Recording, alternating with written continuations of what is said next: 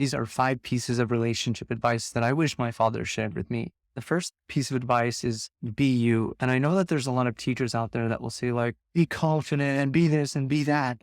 First starts with being who you are. So if you enjoy spanking and you're like really shy about it, it's just going to be weird. And the girl's going to find out later that you enjoy it anyway, and she may not enjoy that. If you're someone who's very humorous, if you love talking about something, be that. Now, don't take it the wrong way and be like, oh, I'm a video gamer. I told her I like video games and she thinks she didn't like that. Dude, if you're giving her a great time and she's happy, and then you're like, oh yeah, I love video games. Do you like video games? And if she's like, yes or no, it doesn't matter.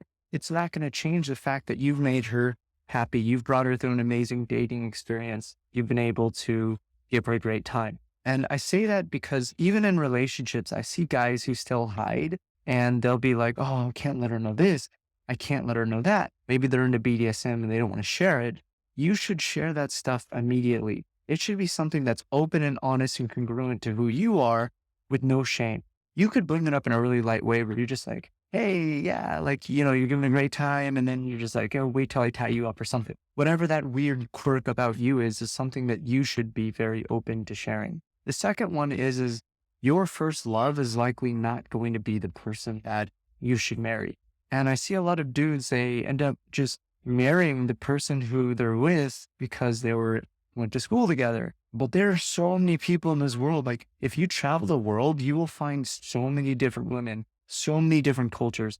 And you may find someone who's like 10 times better than you, 10 times better than your current relationship. If you only try Skittles and you've never tried chocolates, you never tried ice cream, you never tried different kinds of ice creams, what are the odds and what are the chances that's your favorite dessert? The chances are very low. So for me, it's important not to just settle with one woman and be like, I need to experiment. I need to try. I need to date a lot of women to find that right person. And if you're just in a relationship right now, it's hard because you're kind of like, I don't know if I should break it up. And you're stuck in that relationship. And if you haven't tried a lot of different women, you're going to, and when I say try a lot of different women, like if you're religious, you could still don't have sex until marriage, or you can still date women just for the sake of understanding if they fit your right values or not, which really leads to the third point, which is you really have to know yourself. You have to know if what your non-negotiables are and what you actually have to have when it comes to value.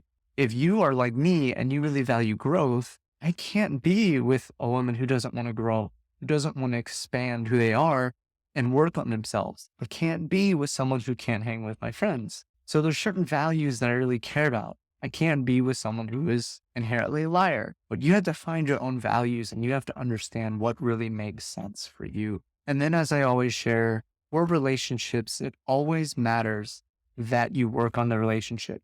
95%, I'm just throwing out a random number, but 95 are a huge percent of people, their relationships, they still fight.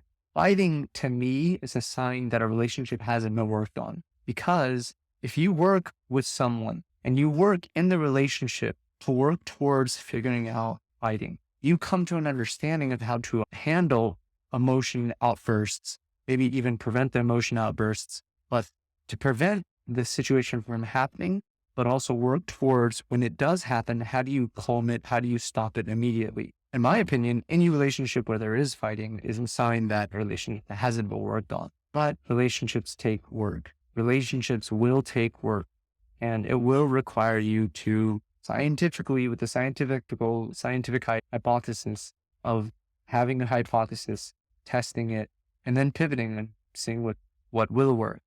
And the same method is applied to a relationship. When a fight happens, you take an approach, just giving no attention and seeing what might happen. Maybe you try talking to her about it. Maybe you try tickling her, and you try different approaches until you find the result. I actually have a really great video on how you can handle fights, and I'll link that here. But the point is, relationships take work, and it's not something that is for you to enjoy each other, and life is just great. And when it isn't great, then there's a problem. It's not how it is. It's going to have a ton of hardship, just like entrepreneurship, a ton of times where things are really down and you have to work on it to figure it out, to make it a better relationship. So my goal is to help you find the right woman. I know I haven't done a lot of dating advice yet. That's something I really crush on, and I can't wait to do that. But also how to keep your relationship and how to have a solid, long lasting relationship that doesn't lead to divorce. I'm about to do a video on the 3 pillars of what it takes to maintain a relationship when it comes to physical part, but then there is an emotional level and then finally a spiritual level, which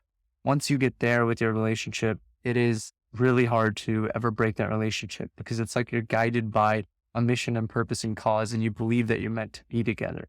And so if you have that in mind, your brain is automatically towards solution mode.